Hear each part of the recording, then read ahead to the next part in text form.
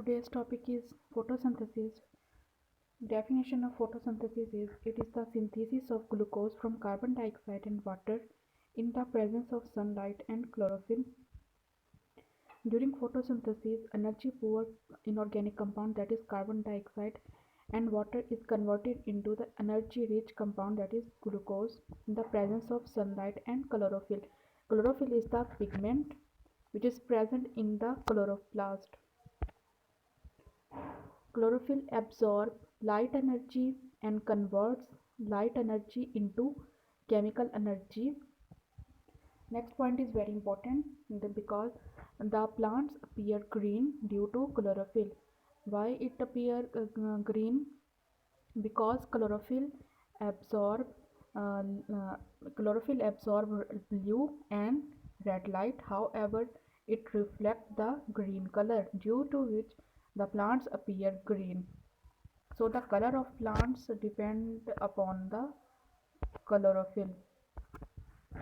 Next is the photosynthesis occurs in plants, some algae and some bacteria. Next is the equation of photosynthesis. 6CO2 plus 12H2O plus light is converted in the presence of chlorophyll into C6H12O6, that is glucose, plus 6O2 oxygen plus 12H2O water. Carbon dioxide water in the presence of light and chlorophyll is converted into glucose, oxygen and water. Next is the photosynthetic reactants.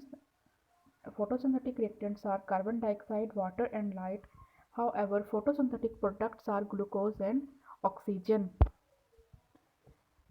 Next is photosynthesis is just opposite to the respiration, because the reactant of photosynthesis is the products of respiration.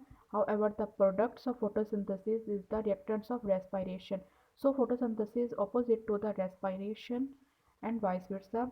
Next is photosynthesis occur during daytime because of photosynthesis light is necessary, because the light energy is converted into the chemical energy during photosynthesis. However, respiration goes on day and night, but the rate of respiration is low at the daytime, because during the daytime photosynthesis photosynthesis takes place. Um, when light intensity is low, rate of respiration and the rate of photosynthesis is equal to each other. At that point, there is no net gas exchange.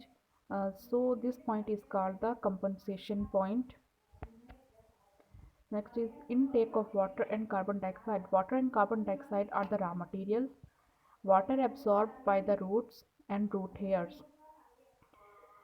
Water is present in the soil, which is absorbed by root and root hairs. Root hairs are the tiny growths on the root, which is just to increase the absorption of used to increase the absorption of water. Then this water is transported to leaves through xylem vessels. The water is absorbed by the root and the root hair. Then this is transported by the through the xylem vessel into the mesophyll cells.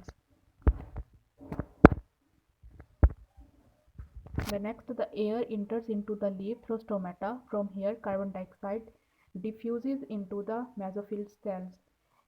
Stomata stomata is present on the epidermal cells, and the amount of stomata are more on the upper surface of the leaf than the lower surface. Stomata is used to for the exchange of gases. In the air, carbon dioxide is present. From here, carbon dioxide enter into the mesophyll cells.